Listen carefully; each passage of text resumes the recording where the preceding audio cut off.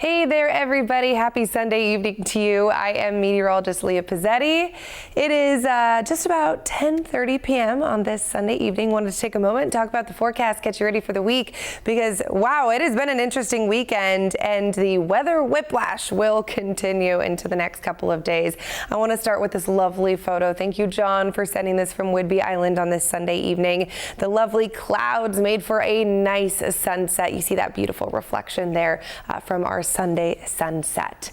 Today was our rainy day. If you remember, yesterday was sunny and really pleasant, really nice, but Sunday brought the rain, mostly light rain that moved through western Washington, and as of this Sunday evening, we're fizzling out, drying out. We're done with the rain, and in fact, as we look forward, we're going to see temperatures really warming up. Accumulations were very minimal. Along the coast, it was anywhere from about a quarter to half an inch of rain, highest totals along the north coast, and for the lowlands, next to nothing for areas farther south in the Kitsap Peninsula. We kept most of the rain north of King County for the most part, and even then it was just a couple hundredths of an inch of rain on this Sunday.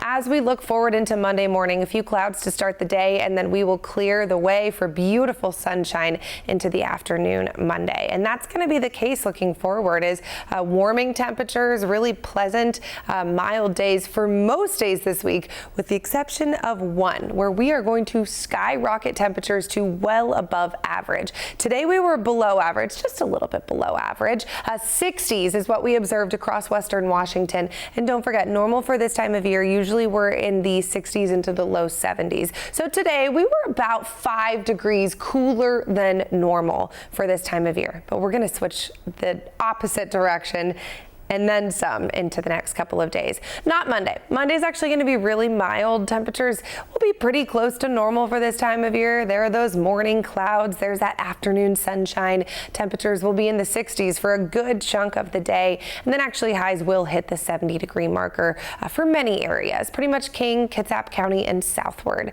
You will be in the low 70s for your Monday. North of that, we're in the upper 60s along the peninsula, also into the 60s with a few low 70s popping up. Our higher elevations on Monday will be in the 60s, and we'll hold on to mild conditions east of the Cascades as well, with temperatures in the 70s for Monday. But look at Tuesday. Look at that difference. Oh my goodness. Monday to Tuesday will be night and day. Sunday to Tuesday will be night and day, even more so. Our highs on Tuesday will be in the 80s, well into the 80s. In fact, down to the south, we're in the upper 80s. I would not be surprised if we see some areas getting a 90-degree reading down to the south on Tuesday.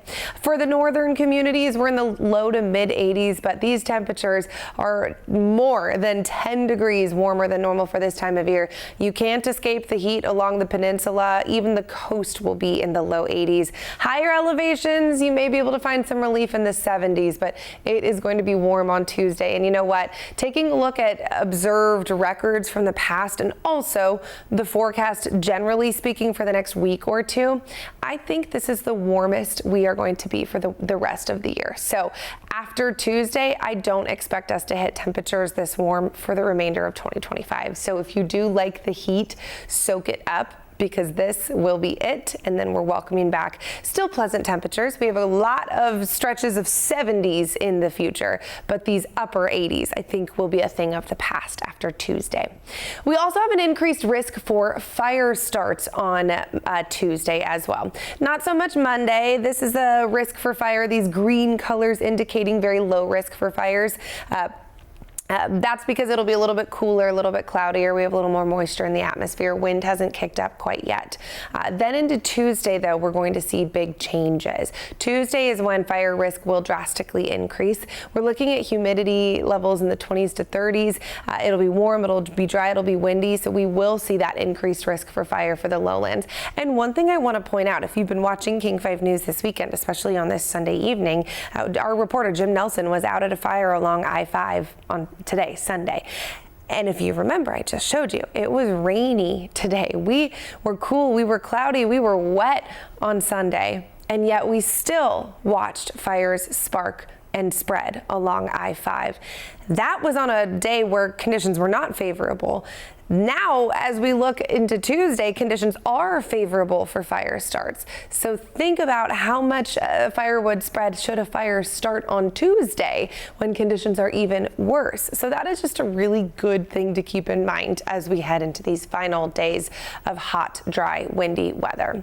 The National Weather Service has issued a fire weather watch. Everywhere in tan here is under this alert because of those warm temperatures. Breezy conditions, up to 30-mile-per-hour gusts are possible, and dry as well. Those relative humidity levels in the afternoon will be in the 20s and 30s. So just keep that in mind. I know it's a Tuesday, so hopefully everyone's kind of keeping their head down, just doing what they need to do on a Tuesday. We don't have a lot of weekend fun happening. That tends to be when we see a lot more fire starting because people are out and about. But please just keep this in mind for Tuesday. This is going to be in place pretty much all of the day.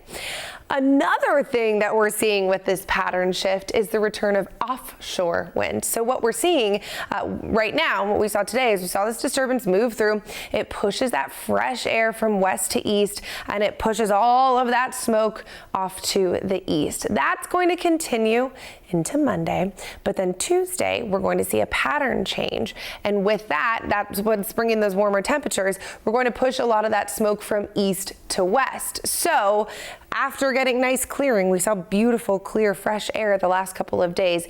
We're going to now flip it and switch and push that smoke from east to west. So we'll be a little bit hazy out there on Tuesday as well. I'm not expecting anything too bad, but just keep in mind it could be a little bit hazy. And then as we look forward, temperatures, yes, will be warm, will be toasty on Tuesday, but it is short-lived. It is the only day with that pattern. A weak disturbance is going to brush by on Wednesday. It's going to try to bring some rain. It will not be successful. Really, all it's going to do is just keep those temperatures in check. We'll stay in the 70s. Could bring a few clouds, maybe a few light sprinkles, but overall, really midweek is looking beautiful and into the end of the week as well. Temperatures will stay in the 70s. Sunday, we're seeing some hints at maybe some chance for a few sprinkles. I'm not even going to go with any major rain chances at this point because overall, it's looking like a really nice week ahead. But Tuesday is just that one day that we're keeping an eye on with those warm temperatures. Could potentially be our final stint in the 80s for the calendar year. And of course, 1 week from Monday is the start of fall. So this, what you're looking at right here, this is our final week of summer of 2025. Soak it up, enjoy it. It's looking overall very mild, very pleasant, very comfortable in Western Washington. And be sure to stay with the King 5 weather team as we bring you the latest on your forecast.